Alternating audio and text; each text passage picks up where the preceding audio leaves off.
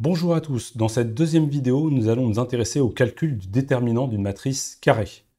Donc tout d'abord, une toute petite définition du déterminant d'une matrice. C'est un nombre réel associé à une matrice carrée qui permet, entre autres, de vérifier si cette matrice est inversible ou pas.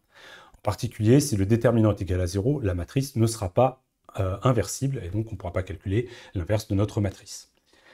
Alors, premier cas de figure, pour une matrice carrée de 2, que je vais noter A ici, voilà comment on calcule le déterminant. Donc ici, j'ai appelé le coefficient ici A, celui-ci B, C et D. Pour calculer le déterminant de cette matrice, on va faire A fois D moins C fois B. Donc le calcul qui est ici pour calculer ce déterminant. Et après, il n'y a plus qu'à appliquer la formule. C'est facile à retenir, en général, il n'y a pas trop de problème à le retenir.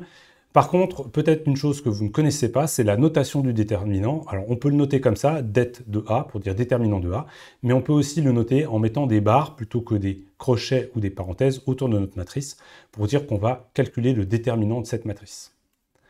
Petite application, ici, donc je me suis pris une petite matrice 2, 4, 1, moins 1, et je veux calculer le déterminant. Je vais donc faire 2 fois moins 1, moins 1 fois 4, donc 2 fois moins 1, ça fait moins 2, moins 1 fois 4, ça fait moins 4, donc ça fait moins 6. Le déterminant de cette matrice est moins 6, et vous voyez que le déterminant n'est pas nul, donc la matrice sera inversible. Deuxième cas que l'on peut faire à la main, après ça devient compliqué, c'est le cas d'une matrice carrée 3-3. Donc ici, rebelote, A, B, C, D, E, F, G, H, I, dans ma matrice A, et je veux calculer le déterminant. Alors là, il y a une technique, il y a plusieurs techniques, mais je vais vous en présenter une. Pour calculer le déterminant de A, que l'on peut noter ainsi ou ainsi, comme vous voulez, ce qu'on va faire, c'est qu'on va neutraliser à chaque fois une colonne et la ligne du haut. Et on va déplacer la colonne qu'on neutralise, et à chaque fois, on va calculer un déterminant sur la partie qui reste. Donc ici, je vais commencer par neutraliser la première colonne et la première ligne. Je vais sortir le facteur ici, qui est à l'intersection entre ce que j'ai neutralisé, donc c'est le facteur A, qui va multiplier le déterminant que je vais calculer, sur ce qui reste dans ma matrice, ici une matrice de 2. Donc ça, vous savez calculer le déterminant de ça. Pour le deuxième coup, ce qu'on va faire, c'est qu'on va annuler toujours la première ligne, mais cette fois-ci la deuxième colonne, ce qui va faire apparaître un moins. Il faut y penser, parce que ça, c'est une erreur assez classique, on oublie le moins. Et donc, je récupère le B qui est ici, toujours à l'intersection, j'obtiens mon B, et je vais calculer le déterminant avec ce qui reste dans ma matrice de 2. Et enfin, je vais faire la même chose sur la troisième colonne. Donc, je neutralise la première ligne, la troisième colonne, je récupère le coefficient qui est ici. Ici, il n'y a pas de moins à mettre, c'est que pour la deuxième colonne. Et donc, je vais calculer le déterminant ici. Donc, voilà ce que ça donne. Si je fais disparaître mes lignes neutralisées, j'ai A fois le déterminant de cette sous-matrice, moins B fois le déterminant de la sous-matrice qui est ici, et puis plus C fois le déterminant de la sous-matrice qui est là.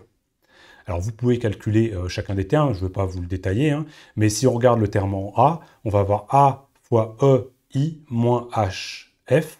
Donc vous avez bien le terme AEI qui est ici, et moins AFH qui apparaît ici.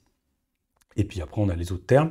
Ici, on a regroupé les moins à droite et les termes positifs à gauche, ce qui est plus lisible.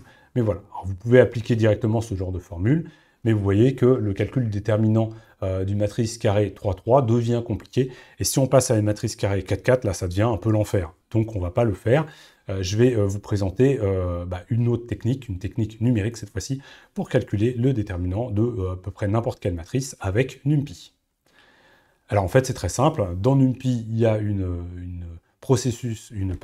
méthode qui permet de calculer le déterminant d'une matrice carrée. Donc ici, contrairement à ce qui est marqué ici, c'est une matrice 3-3 que j'ai mis, pas 2-3, mais 3-3. Donc vous avez bien 3 lignes et 3 colonnes. Et pour calculer un déterminant, on va prendre dans la librairie NumPy, dans des algorithmes d'algorithmique, alors ça c'est algorithmique linéaire, voilà, linalg, on va prendre le déterminant et on va l'appliquer à notre matrice A, et le résultat, on va le stocker dans une variable déterminant, et si je regarde le déterminant de cette matrice, on obtient moins 7. Donc si vous voulez vous amuser, vous pouvez reprendre cette matrice et la calculer à la main, calculer le déterminant à la main en prenant la formule précédente, histoire de pratiquer, mais on voit tout de suite que déjà une matrice 3-3, c'est pas sympa. Alors avec une matrice 4-4 et ainsi de suite, là il y a des techniques, hein, ça existe, mais ça devient vraiment très complexe. Donc ça n'a pas d'intérêt d'un point de vue en tout cas vraiment scolaire en tout cas. Voilà. Je vous remercie, on passe maintenant à une prochaine vidéo et à bientôt.